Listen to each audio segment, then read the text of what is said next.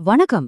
கூட்டு பிரார்த்தனையோட சக்தி பத்தி மகாஞானியான அகத்தியர் என்ன சொல்லியிருக்காருங்கிறத பத்தி தான் நாம இன்னைக்கு விரிவாக பார்க்க போறோம். வாங்க உள்ள போகலாம். சரி, நம்ம நேரடியா விஷயத்துக்குள்ள போயிடலாம். அகத்திய மகரிஷியோட ஒரு ரொம்ப சக்தி வாய்ந்த வார்த்தையோட ஆரம்பிக்கலாம். அவர் என்ன சொல்றாருன்னா, அப்பனே பல பேர் கேட்டுப் பெற்றால் வரங்கள் அழியாதப்பா. அதாவது, நிறைய பேர் ஒன்னா சேர்ந்து ஒரு விஷயத்த கேட்கும்போது அவங்களுக்கு கிடைக்கிற வரங்கள் அது காலத்தால அழியாததுன்னு சொல்றாரு. அப்போ எல்லாரும் ஒன்னா சேர்ந்து பிரார்த்தனை பண்றதால கிடைக்கிற உண்மையான நன்மைகள் என்னென்ன? அகத்தியர் இதுக்கு ரொம்ப தெளிவா ஒரு 3 முக்கியமான பலன்களை பத்தி சொல்றாரு. அது என்னென்னு ஒன்னொன்னா பார்க்கலாமா? முதல் நன்மை நம்மளோட ஆன்மாவை தூய்மைப்படுத்துறது. அகத்தியர் என்ன சொல்றாருன்னா, கூட்டு பிரார்த்தனைக்கு ஒருத்தரோட பாவங்களை கூட கரைக்கிற சக்தி இருக்கான். இது தனிப்பட்ட ஒரு ஆன்மாவை சுத்திகரிக்கிறதுக்கு ஒரு மிகச் சிறந்த வழின்னு அவரு குறிப்பிடுறாரு.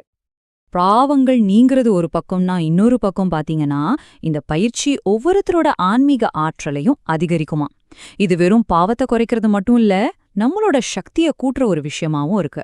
உங்களுடைய ஆன்மீக சக்தி பல மடங்கு பெருகும்னு சொல்றாரு. இதுல ரொம்பவே கவனிக்க வேண்டிய ஒரு விஷயம் என்ன தெரியுமா? தொடர்ந்து கஷ்டப்பட்டுட்டு வர்றவங்களுக்கு இத ஒரு முக்கியமான தீர்வா அகத்தியர் சொல்றாரு. நம்ம வாழ்க்கையில இருக்கிற ரொம்ப கடினமான சூழ்நிலைகளை கூட மாத்துற ஆற்றல் இந்த கூட்டு பிரார்த்தனைக்கு உண்டுங்கிறது தான் அவரோட வாக்கு.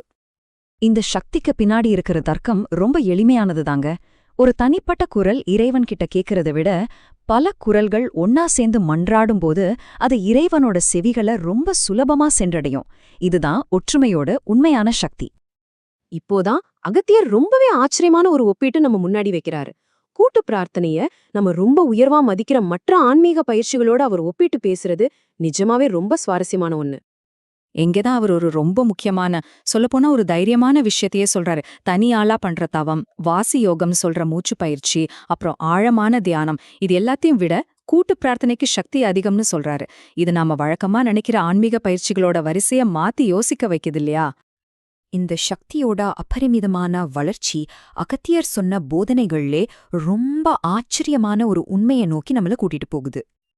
இதோ பாருங்க, இதுதான் உச்சக்கட்டமான ஒரு கருத்து. ஒரு குழுவா எல்லாரும் ஒன்னா சேர்ந்து பிரார்த்தனை செய்யும்போது உருவாகிற சக்தி இருக்கு பாருங்க, அது நம்ம கற்பனைக்கும் அப்பாற்பட்டது.